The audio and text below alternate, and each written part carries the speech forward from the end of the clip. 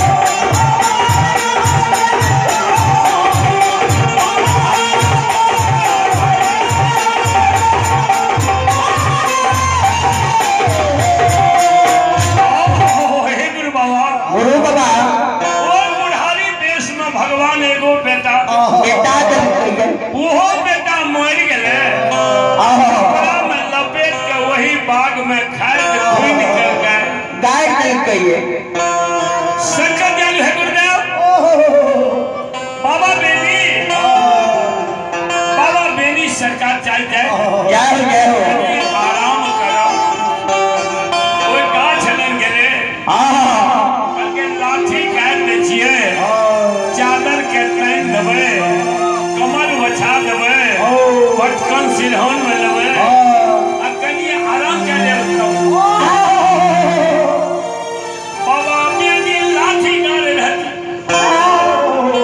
ये लाठी गाड़ दे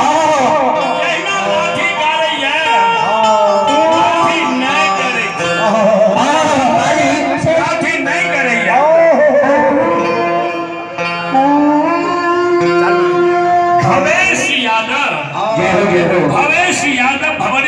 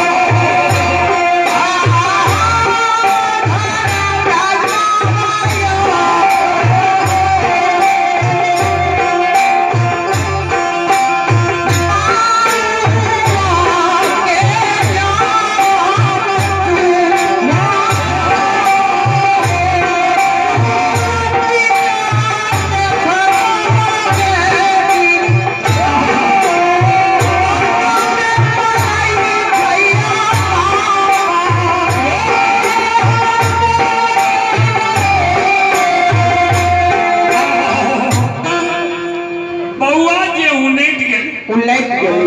बउआ बाकी मुंह लागे या दुतिया के चाम छाती लागे या कुम्हरा के चाम हाथ पैर बनाए वो बउआ के सकल सूरत के वर्णन नहीं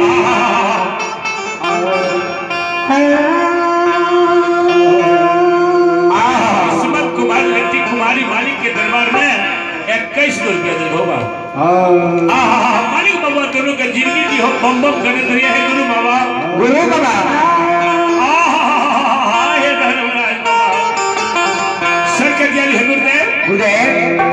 बाबू बेनी वो बच्चा के शकल देख कर धर्मराज बाबा के कहे छे करके माली एक न शौक मोहन में घड़ी में हमरा भोग लगवे कर बैठा से भाग लो ये लोग पानी में जुगल खा जिम्मेदार एगो बेटा बुढ़ारी में उनके बच्चा के गैर लड़के हमरा लाठी से बच्चा उमेद गले ये बच्चा का यहाँ जियाद हो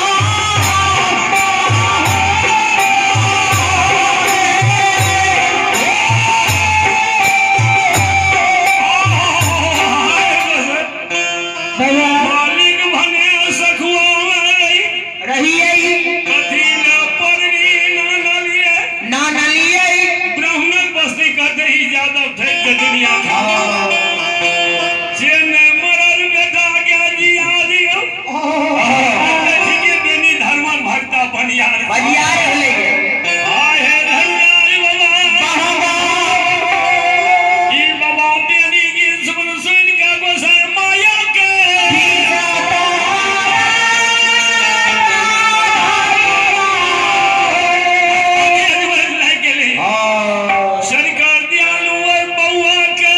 जिया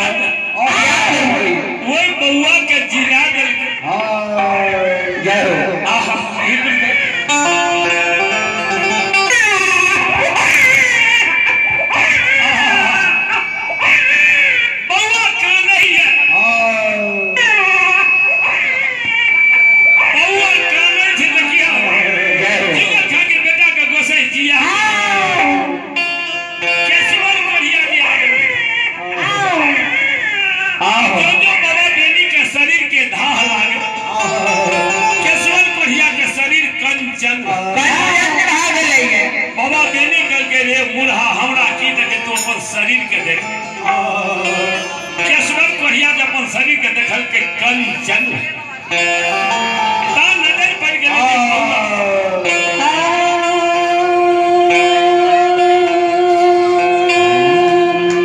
वीरो कुमार एकावन गो टका दे देल। जय हो जय हो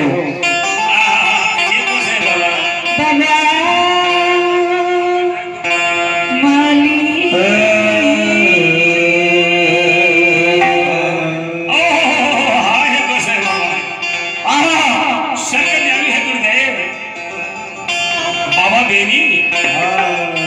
बहुआ के जिया करके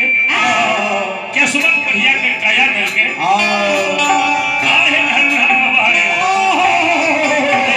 हमार कुर्सी के उठा के लागले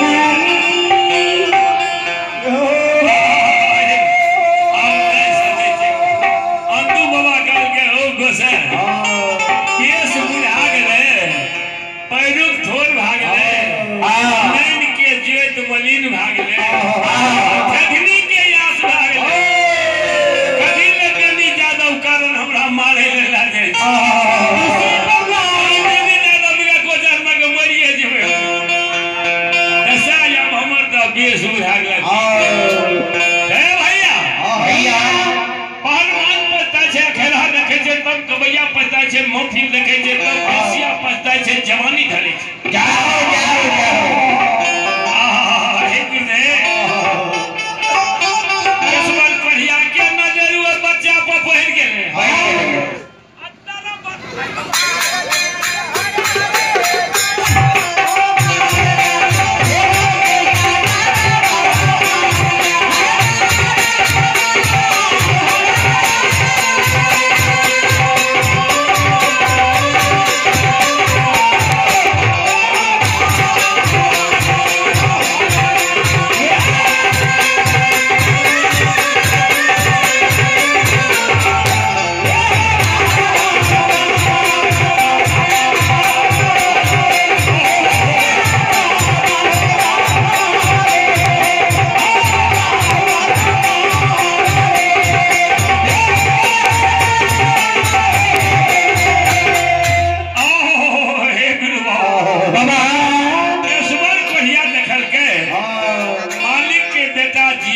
हमरो शरीर कंचन बन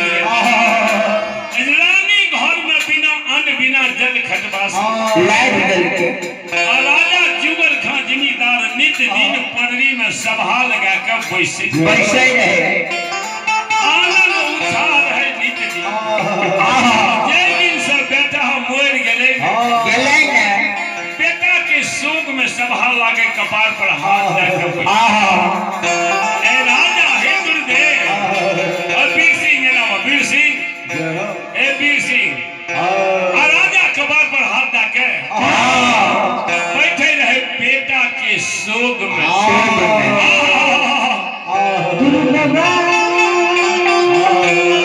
राजा कपार पर हाथ रखे वही सभा में बैसल जे बेटा मोर गेले हे गुरुदेव कटा छे ओहो गुरु बाबा बेटा के शोक होते रहे राजा के मालिक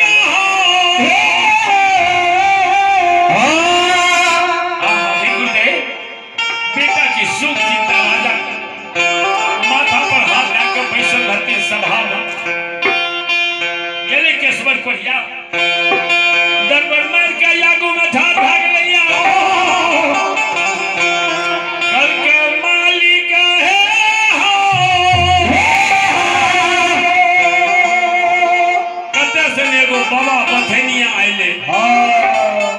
गाय के बाग में के छोड़ देल आ गाय बाग में चरैया डांटी खोर पवान खाइए मूंग धान नहीं खाइए इतने बहने वाली है बेटा मर गया खाद खुन का गाय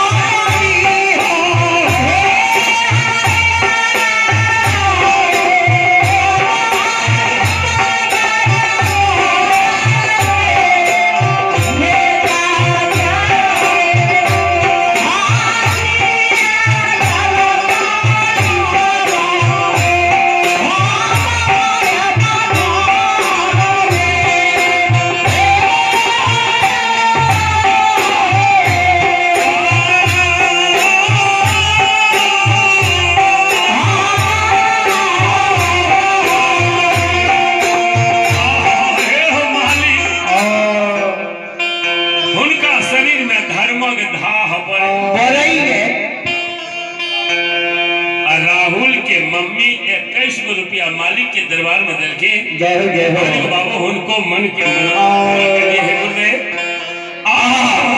हाय सरकार दयालु है गुरु बाबा कल के मालिक बथनिया बाबा जी अइले ने उनका शरीर से धर्मक धाह बड़ी